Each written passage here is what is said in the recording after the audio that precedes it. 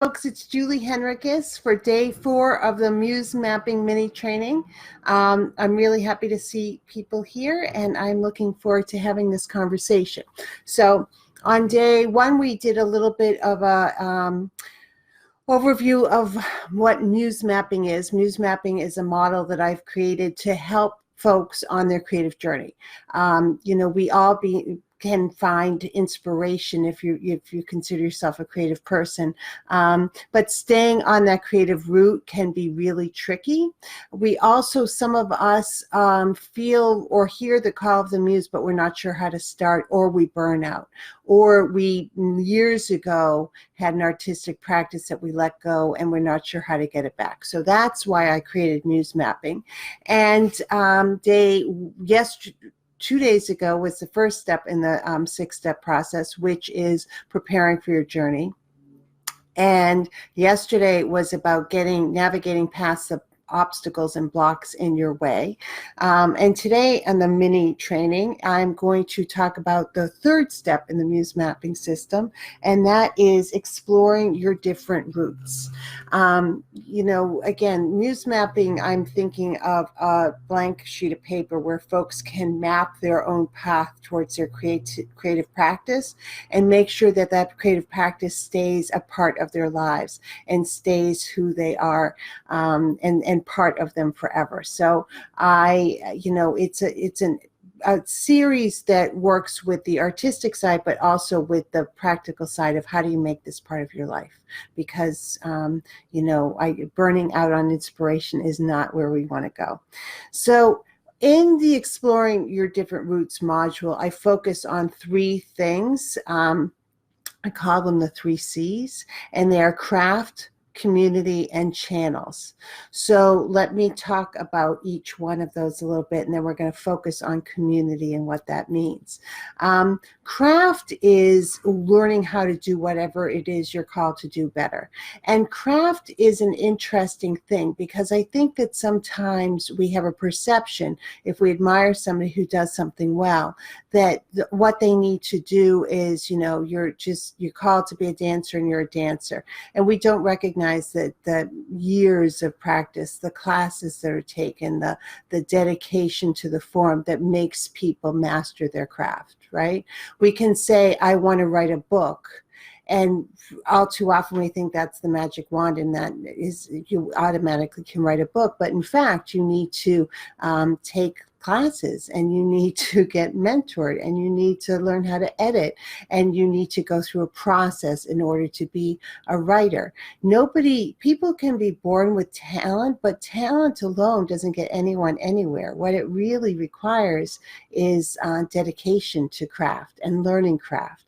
I also think that creative pursuits, no matter where you are in your journey, you are an apprentice on this journey.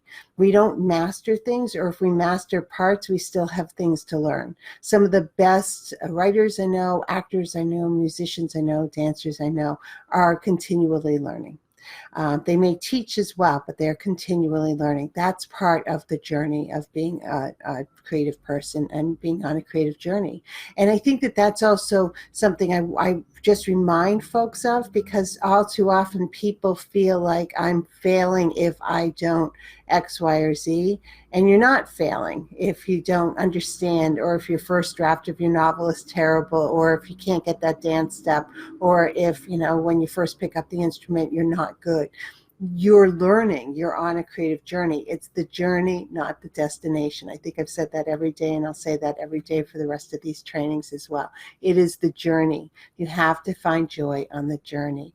You have to be comfortable with not being good. And part of your craft learning is learning how to be better and to recognize how to improve.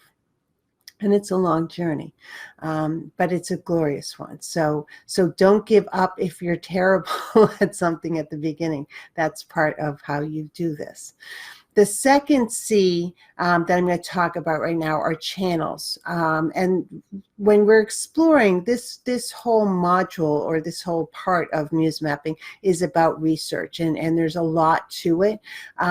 Research is helpful when you're stuck, or when you're thinking about things, or when you need to re-inspire yourself, because it gives you something to do and something to focus on that's within your creative journey.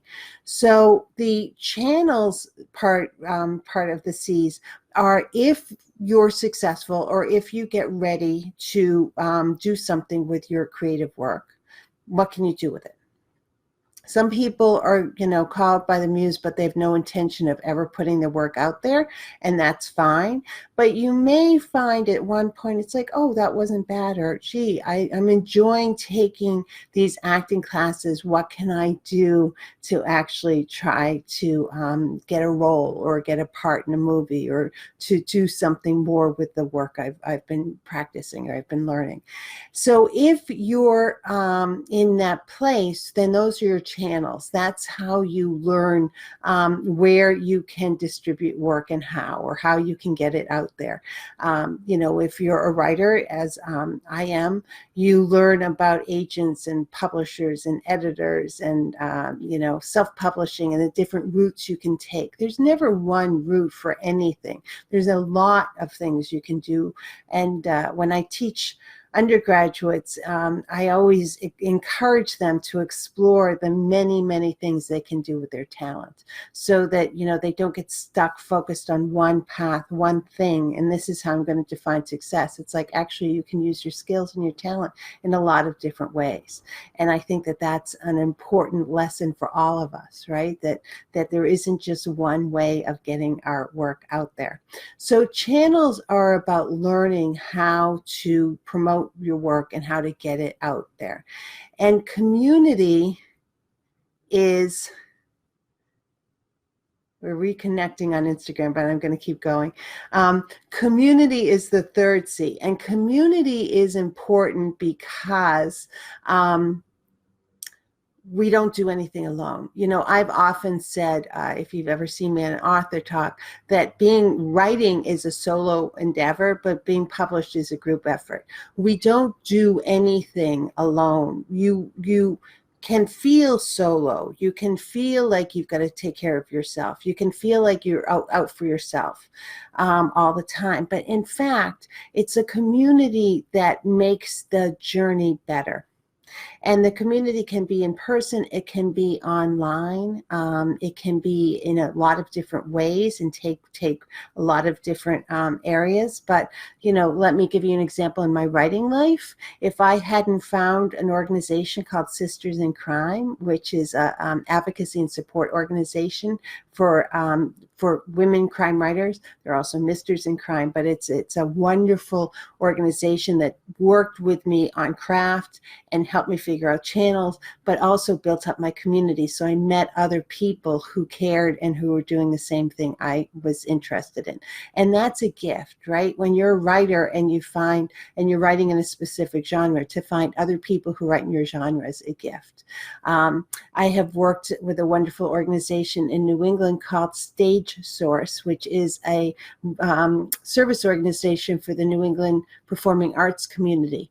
That's a way of connecting with other people. They have events, they have classes, they have all sorts of different things that help you connect to community.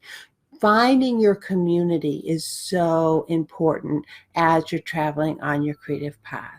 Finding people who you don't have to explain the path itself. You don't have to justify it. You don't have to explain what you're trying to do. They get it. They're doing the same thing, so that they can support. Now, making sure that the folks in your community are not toxic and are in fact supportive is also really important. So, you come and you go and you bend and you weave. And when you first start out in your creative journey, you're going to be mentored, and you're going to look for folks to mentor you and to support you. When you're further on your journey, you'll also be a mentor for other people and help them with their path. You are always, I think, in order to be a good community member, going to be supporting people and celebrating their successes, and never stop and say, oh, that should be me, or I'm better than they are. Why did they get that? That's toxic thinking. The whole muse mapping and the idea of what we do is that balance between the magic of creating and the work of creating, and owning both of those.